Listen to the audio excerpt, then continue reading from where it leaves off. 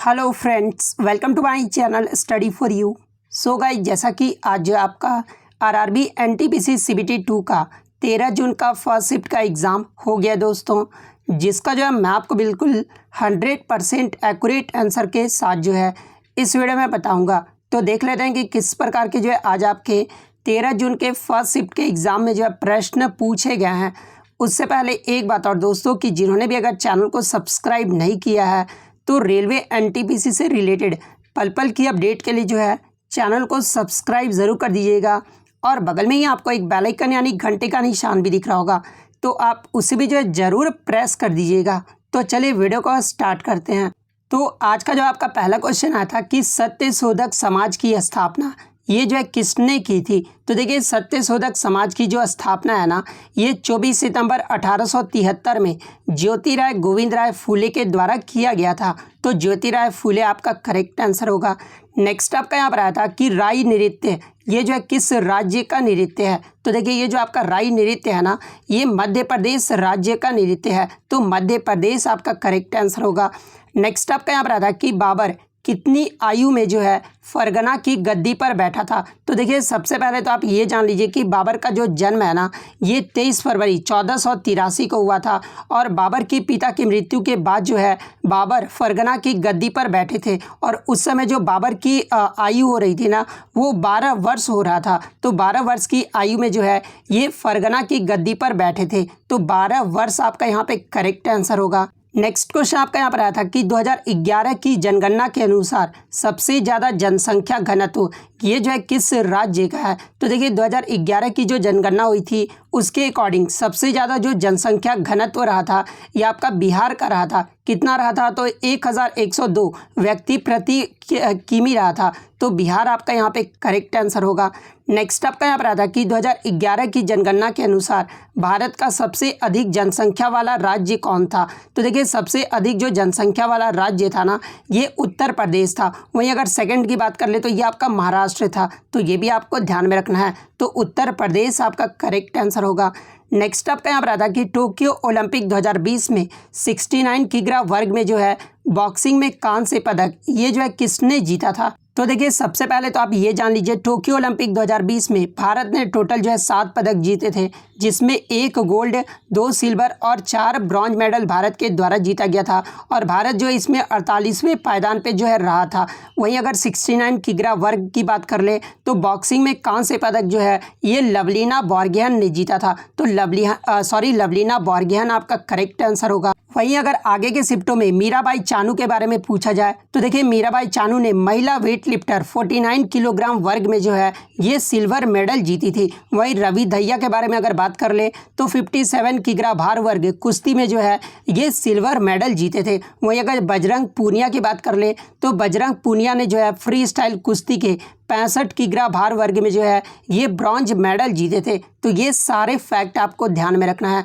Next आपका यहाँ पर आता है कि पंडित जसराज ये जो है किस घराने से संबंधित है। तो देखिए, पंडित जसराज भारत के प्रसिद्ध शास्त्रीय संगीतकार हैं और वे जो है मेवाती घराने से जो है ताल्लुक रखते हैं। तो मेवाती घराना आपका करेक्ट आंसर होगा। नेक्स्ट क्वेश्चन आपका यहाँ पर आया था कि 2021 का ISSF शूटिंग वर्ल्ड कप ये जो है कहाँ पर हुआ था। तो देखिए, 2021 का जो ISSF शूटिंग वर्ल्ड कप है ना, ये भारत के दिल्ली में आयोजित किया गया था। तो दिल्ली आपका करेक्ट आंसर होगा।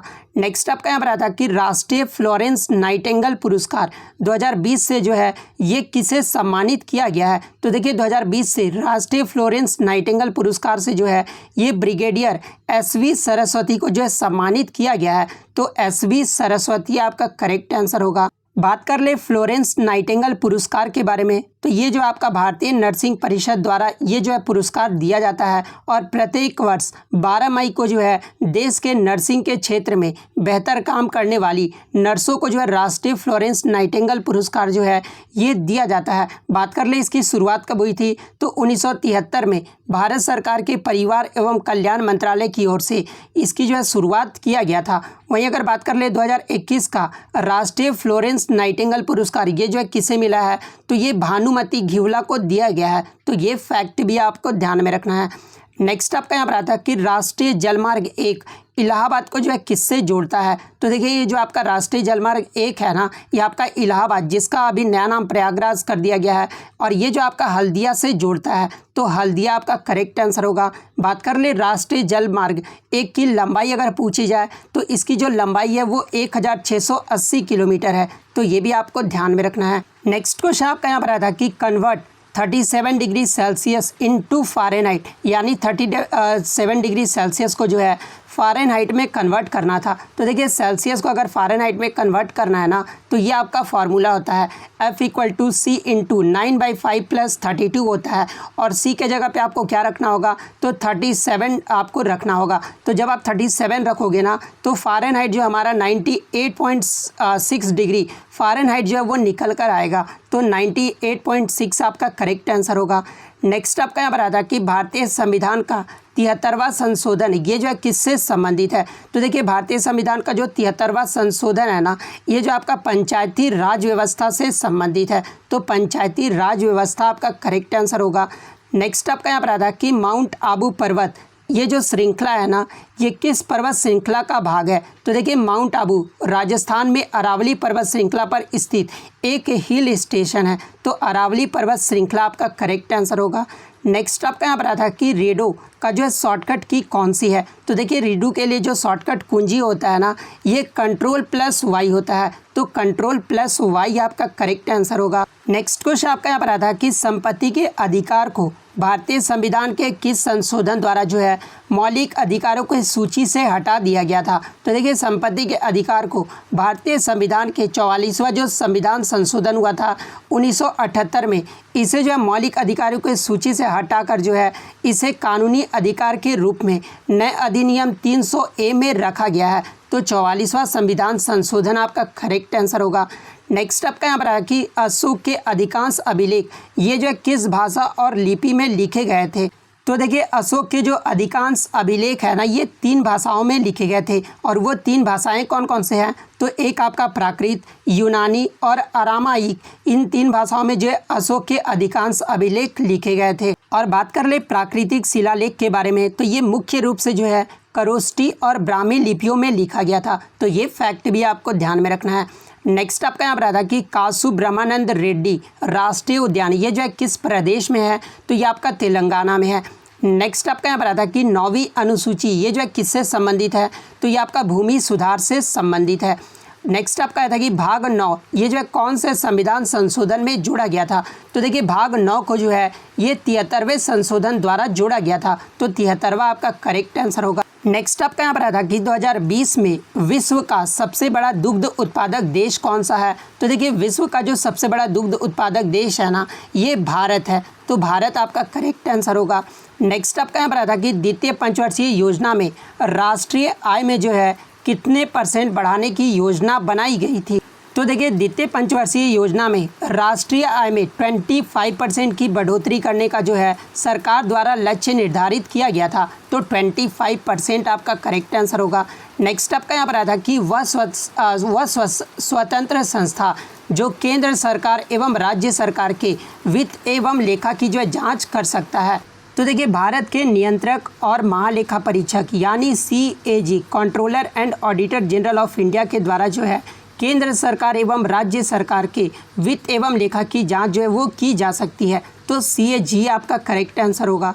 नेक्स्ट आपका यहाँ पर आता है कि शंकरदेव की रचना भावना जो है ये किस भाषा में लिखी गई है? तो देखिए श्रीमंत शंकरदेव असमिया भाषा के अत्यंत प्रसिद्ध कवि, नाटककार तथा हिंदू समाज सुधारक थे, तो ये जो आपका भावना जो है ना, ये असमिया भाषा में लिखा गया था, तो असमिया भाषा आपका करेक्ट आंसर होगा।